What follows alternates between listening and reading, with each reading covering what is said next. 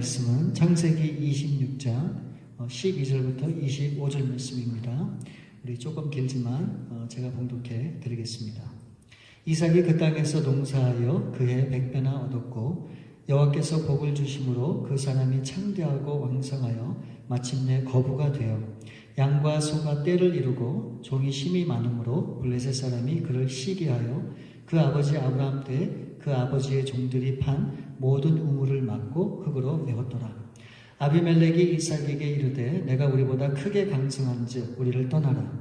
이삭이 그곳을 떠나 그랄 골짜기에 장막을 치고 거기에 거류하며 그 아버지 아브라함 때 팠던 우물들을 다시 팠으니 이는 아브라함이 죽은 후에 블레셋 사람이 그 우물들을 메웠습니다. 이삭이 그 우물들의 이름을 그의 아버지가 부르던 이름대로 불렀더라. 이삭의 종들이 골짜기를 파서 샘 근원을 얻었더니 그랄 목자들이 이삭의 목자와 다투어 이르되 이 물은 우리의 것이라 하며 이삭이 그 다툼으로 말미암아 그 우물 이름을 에색이라 하였으며 또 다른 우물을 팠더니 그들이 또 다툼으로 그 이름을 신나라 하였으며 이삭이 거기서 옮겨 다른 우물을 팠더니 그들이 다투지 아니하였으므로 그 이름을 르호봇이라 하여 이르되 이제는 여호와께서 우리를 위하여 넓게 하셨으니 이 땅에서 우리가 번성하리로다 하였더라. 이삭이 거기서부터 브엘세바로 올라갔더니 그 밤에 여호와께서 그에게 나타나 이르시되 나는 내 아버지 아브라함의 하나님이니 두려워하지 말라. 내 종 아브라함을 위하여 내가 너와 함께 있어 내게 복을 주어 내 자손이 번성하게 하리라 하신지라. 이삭이 그곳에 제단을 쌓고 여호와의 이름을 부르며 거기 장막을 쳤더니 이삭의 종들이 거기서도 우물을 팠더라. 아멘. 아멘. 제가 먼저 질문을 드리면서 오늘 말씀을 시작하고자 합니다. 여러분, 만일 여러분이 무엇이든지 원하는 것을 노력한 만큼 100배에 해당하는 결실을 얻을 수 있다면 여러분 얼마나 좋을까요? 얼마나 좋겠습니까? 원하는 모든 것들을 노력한 만큼 10배, 20배도 아니고 100배의 결실을 맺을 수 있다면 와, 여러분 상상이 되세요? 정말 이것처럼 신나는 일은 없을 거다. 그렇게 생각이 돼요. 예를 들면 1000불을 투자했는데 10만 불이 생기는 거예요. 한 명을 전도했는데 그 한 사람이 100명을 주님 앞으로 인도했다고 생각해 보세요. 와, 이런 일들이 있다면 정말 얼마나 신나는 일이겠습니까? 근데 여러분, 이와 같은 일이 가능할까요? 불가능하죠. 어떻게 이런 일들이 있을 수 있습니까? 근데 오늘 본문에 보면 가능해요. 오늘 이삭이 100배의 결실을 맺었다고 이삭이 그런 응답을 받았다라고 하는 것을 말씀하고 있죠. 12절과 13절 말씀에 보면 이삭이 그 땅에서 농사하여 그해 100배나 얻었고 여호와께서 복을 주심으로 그 사람이 창대하고 왕성하여 마침내 거부가 돼요. 그러니까 실제로 이삭은 100배의 결실을 맺었고 열매를 맺었다. 그렇게 성경이 이야기하고 있는데 그 비결은 뭘까요? 그 비결은 사실 어떻게 보면 너무 간단해요. 바로 그것은 전적으로 하나님 앞에 달려있다는 거예요. 이 말씀에 보니까 여호와께서 복을 주셨다고. 누구에게요? 이삭에게. 그렇기 때문에 이와 같은 일이 가능했다라고 얘기하고 있는 거예요. 불가능해 보이지만 하나님께서 하시면 가능하다는 거예요. 이삭이 그랬듯이 우리도 100배 열매를 맺을 수 있다라고 성경이 도전하고 있는 겁니다. 그래서 오늘 이 말씀을 통해서 우리가 어떻게 하면 10배도 아니고 20배도 아니고 100배 이삭과 같은 결실을 맺을 수 있을까? 우리가 함께 두 가지로 말씀을 생각해 보기 원합니다. 어떻게 하면 결실을 맺을 수 있을까? 그 첫 번째는 순종하는 것을 연습해 보는 거예요.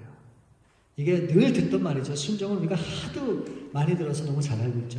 그 순종을 어떻게 해요? 연습해 보는 거. 여러분 창세기 26장 우리가 읽진 않았지만 오늘 본문 말씀의 처음에 시작해 보면 이렇게 시작이 됩니다. 아브라함 때 첫 흉년이 들었던 가나안 땅에 또다시 흉년이 찾아왔다라고 그렇게 그 26장 1절에 시작을 하고 있어요. 우리가 농사를 안 져봐서는 잘 모르겠지만 이 농사를 지어서 먹고 사시는 분들 가운데는 이 물이라고 하는 게 얼마나 귀합니까? 이 물을 얻을 수 없다고 하는 것은 정말로 악재입니다. 그리고 큰 고난일 수밖에 없죠. 그런데 그 당시에 이 가나안 땅에 흉년이 들었기 때문에 살 수가 없었다고 얘기하고 있는 거예요. 그러니까 그 당시에 흉년이 들면 사람들이 일반적으로 하는 게 있었어요. 그게 뭐냐면 애굽으로 내려가는 거예요. 애굽으로. 왜 그러는가? 애굽으로 내려가면 그 전 세계에서 가장 긴 강, 4,000마일 이상 되는 나일강이 있잖아요. 그 강 때문에 이 농사를 짓기도 쉬웠고 농산물이 풍부한 곳이 바로 애굽이었거든요. 그래서 가나안 땅에 흉년이 찾아왔다. 그러면 의뢰 사람들이 생각하는 게 내려가자. 어디로요? 애굽으로. 자, 그런데 26장 1절 말씀을 다시 보시면 여러분은 우리 제가 읽어드릴게요. 아브라함 때 첫 흉년이 들었더니 그 땅에 또 흉년이 들매. 그러니까 여러분 기억하시죠? 아브라함이 75세 때 하란을 떠나잖아요. 그래서 가나안 땅에 들어옵니다. 그러니까 가나안 땅에 들어왔는데 이제 가뭄이 시작이 돼요. 도저히 살 수 있는 여건이 안 되는 거예요. 그래서 이 아브라함이 살기 위해서 어떻게 됩니까? 그 식구들을 데리고 애굽으로 내려가죠. 내려가는데 어떻게 합니까? 이 아브라함이 겁을 먹고 아내가 이 아내 사라가 굉장히 예뻤기 때문에 혹시라도 잘못되면 어떡할까? 그래서 이 아내를 누기라고 속이는 그런 일을 통해서 결국 애굽으로 내려가잖아요. 그런데 아버지 아브라함이 그랬는데 지금 그 아들 이삭 가운데 똑같은 흉년의 그 상황이 펼쳐진 거예요. 어떻게 이럴 수가 있을까? 뭐 그 이유는 모르겠어요. 그런데 그러면은 이 흉년을 맞은 이 이삭은 아버지처럼 할 것인가? 아니면은 또 다른 방법이 있었을까? 어떻게 했을 거라고 여러분 생각하십니까? 이 흉년이라고 하는 어려움을 만났는데 이것을 어떻게 했을까요? 이삭 역시 이 흉년 앞에는 별다른 방법이 없었습니다. 그래서 26장 1절을 다시 한번 제가 읽어드리면 아브라함 때 첫 흉년이 들었더니 그 땅에 또 흉년이 들매 이삭이 그랄로 가서 블레셋 왕 아비멜렉에게 이르렀더니 그러니까 이 말씀에 보니까 이 흉년 때문에 이삭이 어디로 갔다고 얘기합니까? 그랄로 갔대요. 그럼 여러분 그랄이 어딘 줄 아세요? 이 가나안 땅의 맨 밑에 쪽, 남쪽. 그러니까 이 그랄 땅만 지나면 애굽이 시작되는 거예요. 그러니까 이 가나안 땅과 애굽 사이에 경계가 되는 지역이 그랄인데 그곳으로 갔다는 거예요. 그 얘기는 뭡니까? 이 이삭도 고민 끝에 생계를 유지하고 살아야 되기 때문에 결국은 애굽으로 가고자 결국 그랄 땅까지 내려갔다는 거예요. 이제 조금만 더 가면 이제 애굽이란 말이죠. 그래서 이 이삭이 그랄 땅에 있을 때 하나님께서 나타나셔서 그에게 말씀하세요. 26장 오늘 2절 말씀에 보면 그렇게 얘기하세요. 여호와께서 이삭에게 나타나 이르시되 애굽으로 내려가지 말고 내가 내게 지시하는 땅에 거주하라. 하나님께서 이삭에게 강력하게 말씀하세요. 이삭 너는 애굽으로 내려가지 마. 내가 내게 분부한 땅, 명령한 이 땅에 있어야 돼. 그러니까 가나안 땅에 머물 것을 우리 하나님께서 말씀해 주십니다. 여러분 희한하지 않으세요? 아브라함한테도 똑같이 말씀을 하셨어요. 내가 거할 이 땅에 거하라고. 근데 이 아브라함이 흉년으로 애굽을 내려가는데 하나님은 아무 말씀 안 하셨어요. 그래서 그냥 애굽 땅으로 갔거든요. 근데 이 이삭이 애굽 땅으로 내려가고자 할 때 하나님이 그 길을 막으세요. 그리고 말씀하시는 거예요. 내려가지 마. 이 땅에 있어야 돼. 아니 하나님이 차별하시는 걸까요? 왜 그럴까요? 왜 아브라함에게는 말씀하지 않고 이삭에게는 내려가지 말라고 강력하게 하나님이 말씀하시는가? 이유가 있어요. 하나님이 아브라함에게 주셨던 약속 때문에 그래요. 내가 너를 통해서 복을 주고 내 자손을 번성케 하겠다. 내 자손을 지켜주겠다. 이 약속의 말씀을 이루시기 위해서 하나님이 이 이삭에게 말씀을 하신 거예요. 정말 어떻게 보면 하나님 앞에는 작은 일이지만 하나님은 당신께서 하신 작은 약속이라도 그것을 꼭 이루어가세요. 여러분 이 말은 하나님께서 우리에게 주신 이 약속의 말씀, 이 성경의 말씀은 100% 진리라는 거예요. 여러분의 이 약속의 말씀 작은 거 하나라도 붙잡으면 하나님이 그 약속대로 우리의 삶을 이끌어 주시고 우리를 지켜주시고 우리에게 필요한 모든 것들을 공급해 주셔서 하나님의 신실함을 우리로 하여금 깨닫게 해주시는 겁니다. 자, 이제 이 하나님께서는 이 이삭에게 내려가지 말라. 이제 명령을 하셨잖아요. 그러니까 사실 이삭 입장에서는 고민이 되잖아요. 고민이 되잖아요. 분명히 살기 위해서는 애굽으로 내려가야 되는데 만일 내려가지 않고 이 땅에 머물게 되면 앞으로 어떻게 생계를 유지할 것인가? 여러분 고민되지 않겠어요? 정말 아무런 대책이 없잖아요. 만일 하나님께서 머물라고 하는 이 땅이 정말 복되고 기름지고 풍족하고 모든 것이 정말 여유롭다면 굳이 내려갈 이유가 뭐가 있겠어요? 근데 지금은 그런 상황과 형편이 전혀 아닌데 하나님께서 내려가지 말라고 그렇게 말씀하고 있는 거예요. 제가 이 말씀을 준비하면서 이게 오늘 우리가 살아가는 이 시대, 지금 이 시점하고 너무 비슷하다는 생각이 들었어요. 여러분 인플레이션으로 지금 온 세계가 지금 완전히 지금 패닉 상태에 있잖아요. 너무너무 어렵고 힘들잖아요. 우리가 피부로 다 느끼잖아요. 내년도에는 더 어렵다는 그런 얘기가 참 많습니다. 특별히 우리 조국 대한민국을 생각하면 정치적으로 경제적으로 안정되지도 않았고 또 더군다나 얼마 전에 있었던 그 이태원 사태로 인해서 이게 얼마나 정말 끔찍한 일이 지금 우리 조국 대한민국에서 일어나고 있습니까?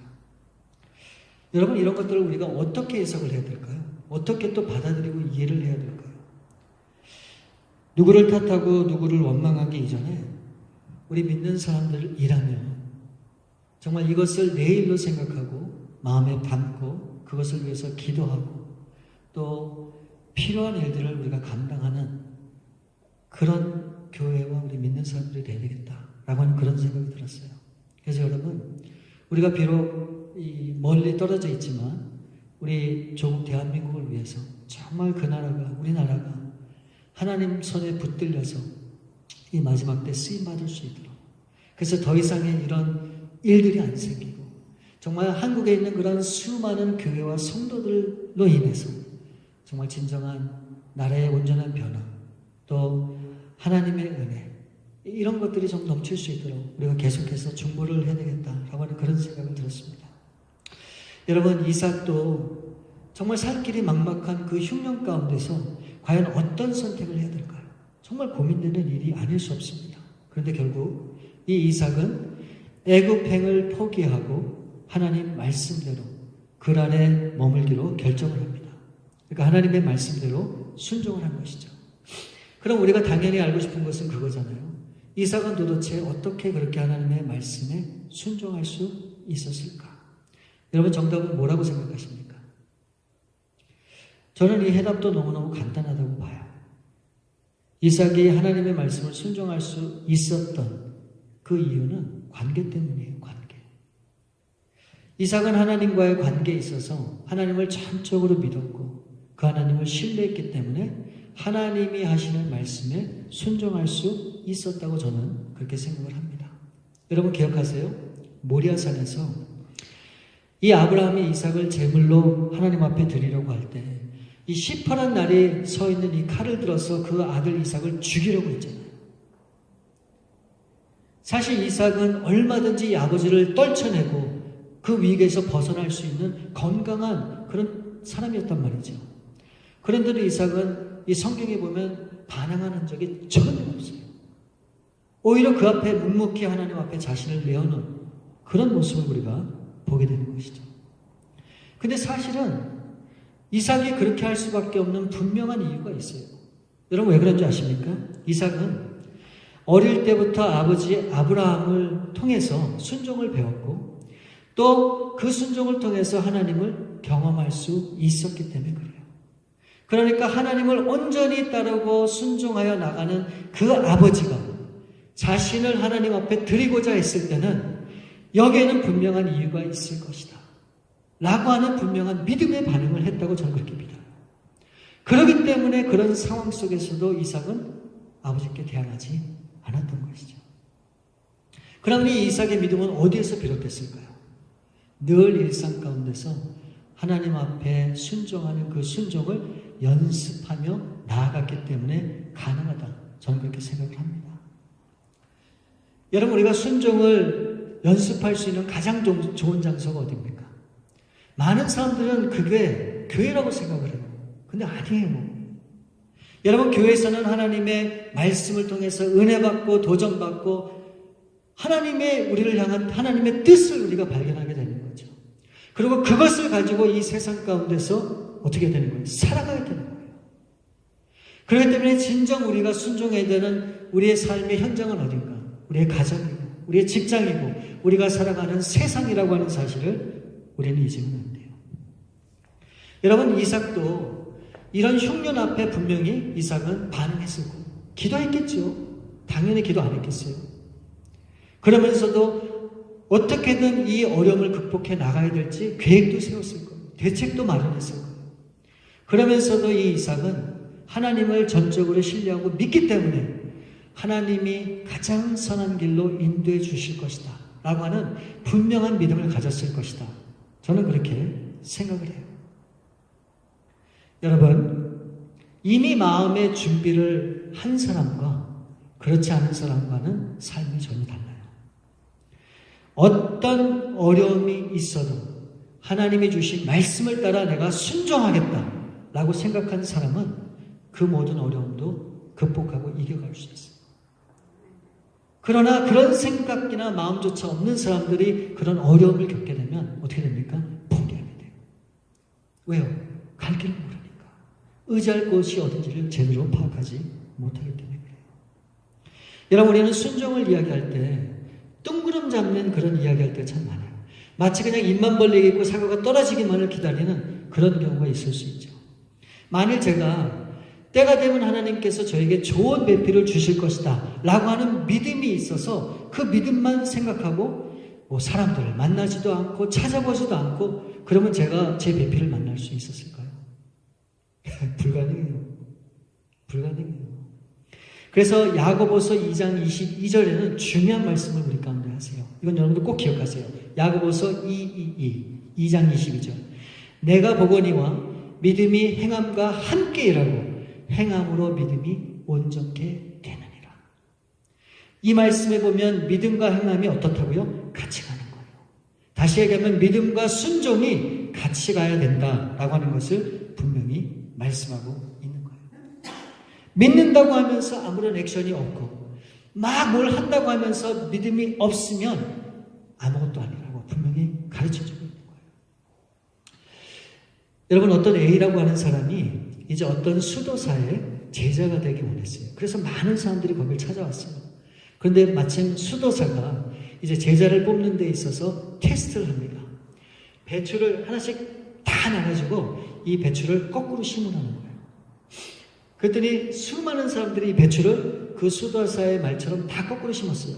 근데 이 A라는 사람은 이건 아니지. 이건 아니지.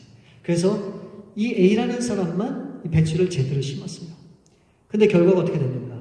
이 A라는 사람만 빼고 모든 사람들이 다 합격을 했어요. 여러분, 그럼 이 A라는 사람은 왜 제자가 되지 못했을까? 여러분, 뻔한 거 아니에요? 이 A라고 하는 사람은 괜찮습니다. 이 A라고 하는 사람은 배추를 심으려면 이렇게 해야지라고 하는 자기의 생각을 가지고 이 수도사의 말을 어떻게 해요? 거절해요. 그러니까 이 수도사가 원하는 건 뭐예요? 배추를 심는 방법을 가르쳐준 게 아니잖아요. 그렇게 하라고 가르쳐준 게 아니잖아요. 이 수도사가 원했던 건 뭡니까? 자신의 말을 이 사람들이 어떻게 받아들이고 그거에 대해서 반응하는가를 보고 싶었던 거예요. 여러분, 이게 말은 안 되지만 이런 작은 요구에도 자기 생각을 주장하고 내세우는 사람이 어떻게 이 수도사의 말을 듣고 제자가 될 수 있겠습니까? 불가능한 거예요. 여러분, 하나님이 우리에게 요구하시는 것은 무엇인가? 우리의 논리를 따지고 우리의 어떤 생각을 따지고 그런 거를 다 따져서 순종하느냐 마느냐 이거를 결정하라는 것이 아니에요. 하나님이 우리에게 부탁하신 것은 허무맹랑한 그런 것은 절대로 아니지만 하나님이 우리에게 요구하시는 것은 우리가 충분히 감당할 수 있는 일이기 때문에 우리 가운데 부탁을 하시는 거예요. 그런데 우리는 그 하나님의 그 부탁 속에서도 내 생각을 찾고 이것저것 막 상황과 원인을 따지고 그렇게 반응하다 보니까 우리가 제대로 순종하지 못하는 그런 경우가 사실 얼마나 많습니까? 그러니까 우리의 고민은 그거예요. 만약에, what if? 만약에 하나님이 나보고 이것을 그만두라 그러면 내가 어떻게 할까? 만일 내가 하나님 앞에 순종했는데 일이 잘못되면 어떡할까? 우리는 만약이라고 하는 것을 그렇게 걱정하고 미래에 대한 두려움 때문에 결국은 하나님 앞에 순종하지 못하고 나갈 때가 얼마나 많습니까?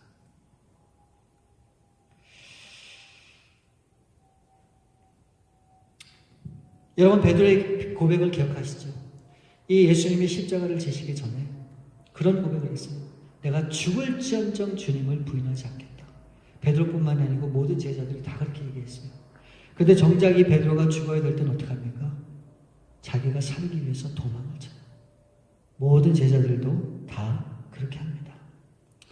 우리가 그렇게 연약한 사람이라고 하는 것을 단적으로 보여주는 예라, 저는 그렇게 생각을 해요. 우리는 하나님 앞에 내 자신을 드리고 목숨까지도 바칠 것 같지만 막상 그런 환경이 되면 어쩌면 베드로보다 더 할지도 몰라요. 근데 여러분, 참 감사한 건 뭔지 아세요? 그런 연약한 우리 같은 사람들이지만 그래도 예수님은 제자들을 포기하지 않았어요.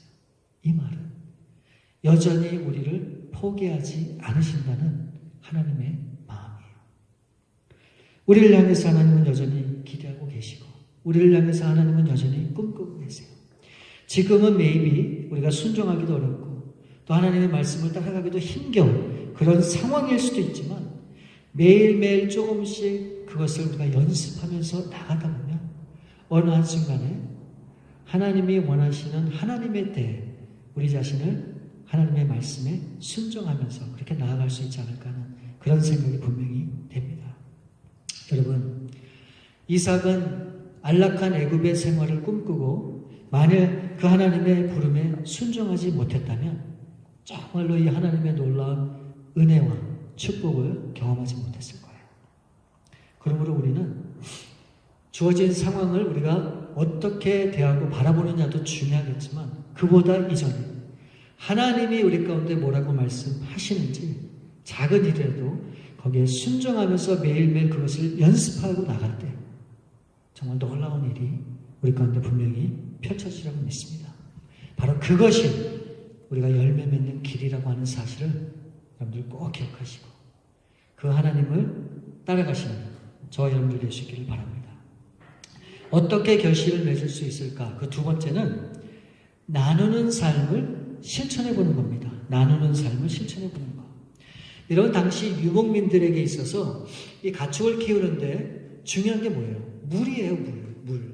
물이 없으면 모든 생명체는 오래 견딜 수가 없어요. 그래서 이제 이삭이 그랄이라고 하는 땅에 머물게 됐잖아요. 하나님이 강제적으로 머물라니까 머물렀습니다. 근데 어떻게 해요? 가만히 있으면 무슨 방법이 있습니까?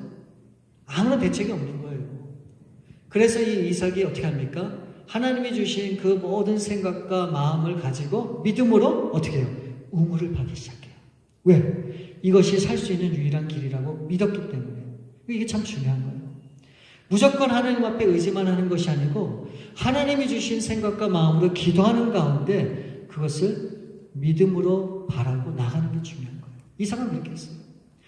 하나님만 의지하는 게 아니고 실제적으로 우물을 파야지. 이게 사는 길이라고 생각을 했고 우물을 파기 시작해요. 와! 근데 놀라운 일이 벌어집니다.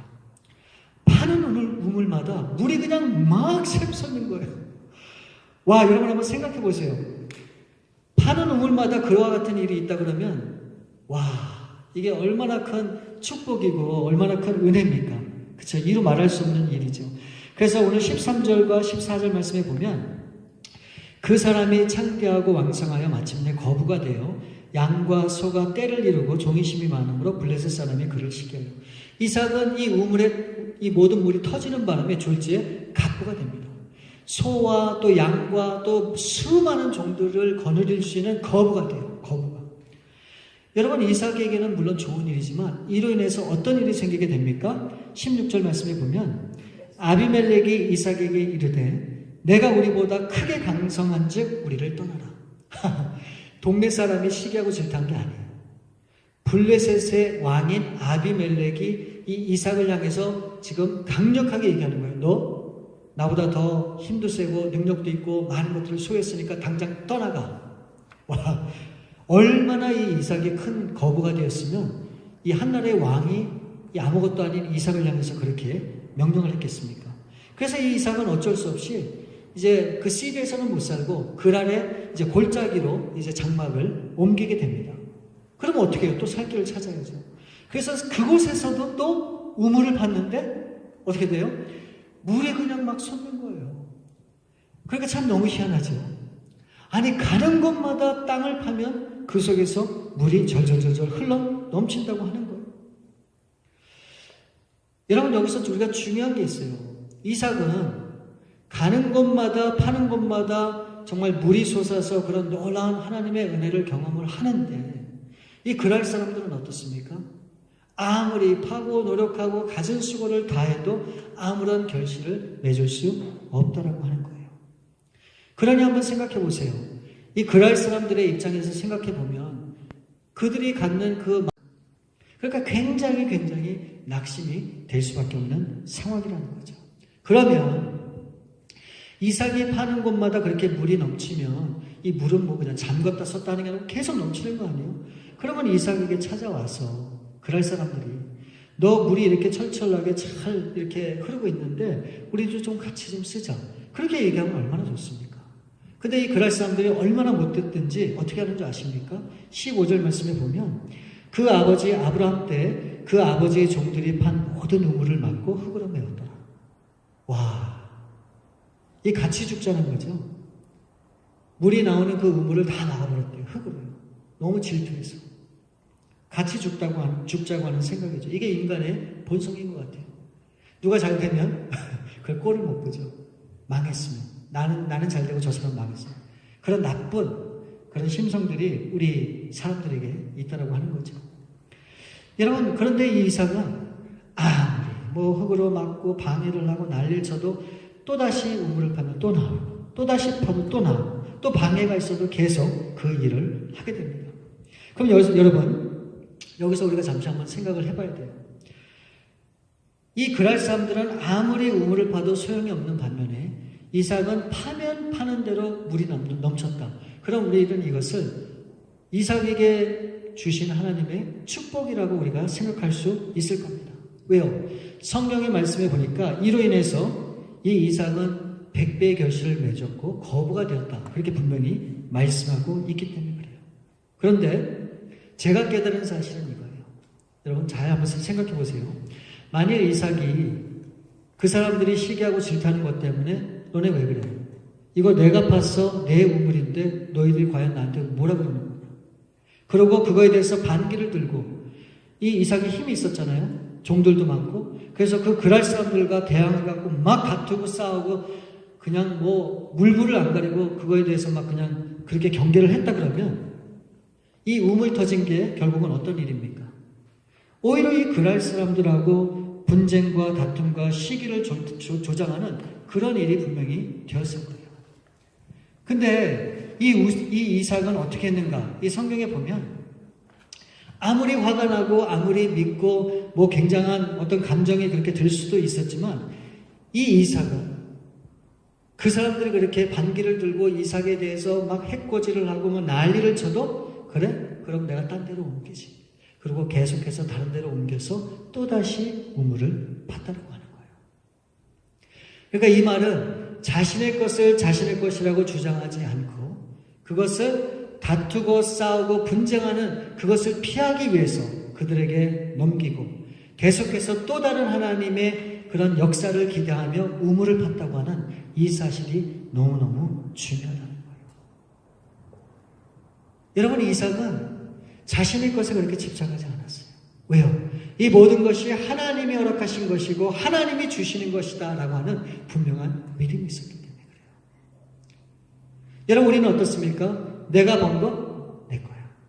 내가 수고해서 땀 흘려서 얻은 거 그거 내 거야. 이 세상의 모든 것이 나에게 주어진 그 모든 것이 내 거라고 생각하는 사람과 이 세상의 모든 것을 나에게 주신 그것이 하나님의 것이라고 생각하는 사람과는 인생 자체가 달라질 수밖에 없는 겁니다.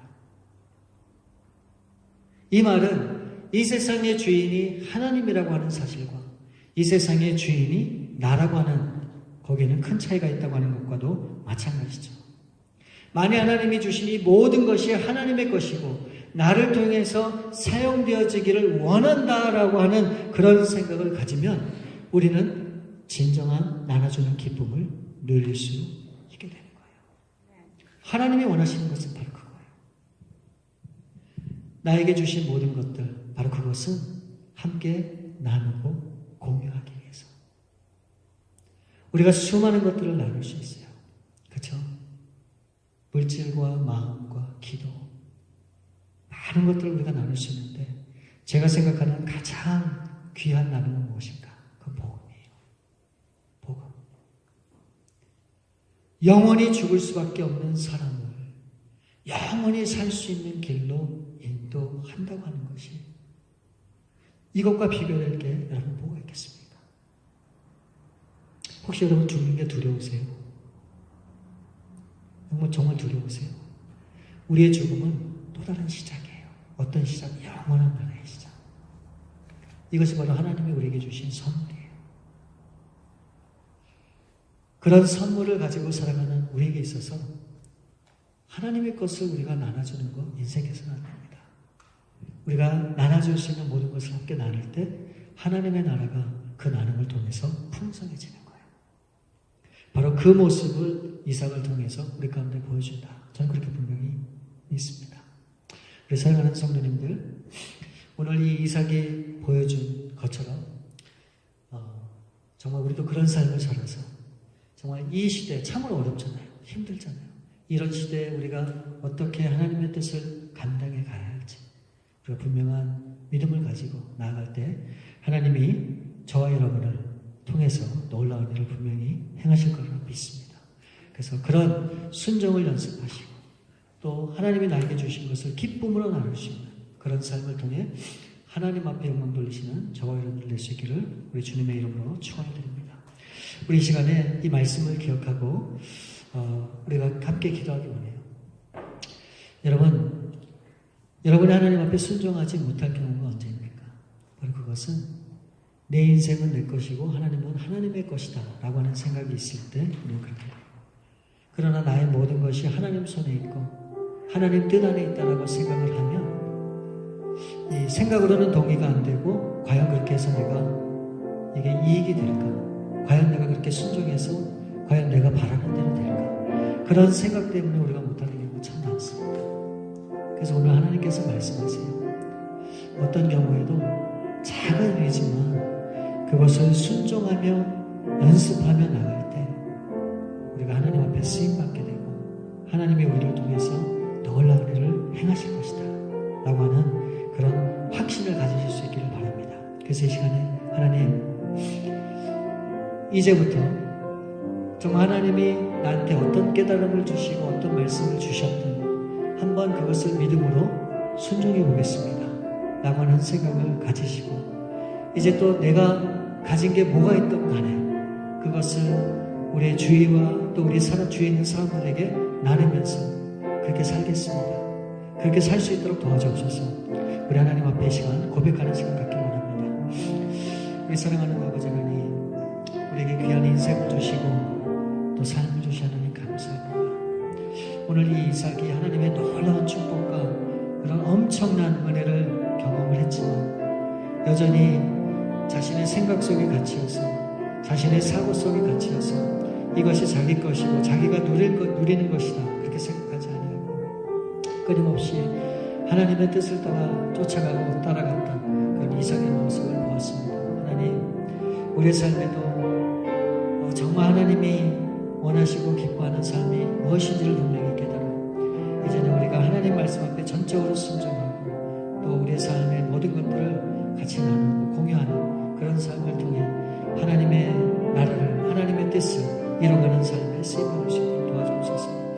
아버지 하나님, 우리 사랑하는 성도님들 정말 믿음의 삶을 살 수 있기를 원합니다. 오 하나님, 정말 우리를 넘어뜨리고 쓰러뜨리고 하는 또 수많은 것들이 이 세상 가운데 존재하고 우리를 어렵게 하지만 하나님 그 가운데서도 하나님의 말씀을 붙잡고 그 말씀대로 순종하고자 하는 그런 마음을 가지고 우리가 믿음으로 도전해 볼 수 있도록 하나님 우리 가운데 힘을 주옵소서.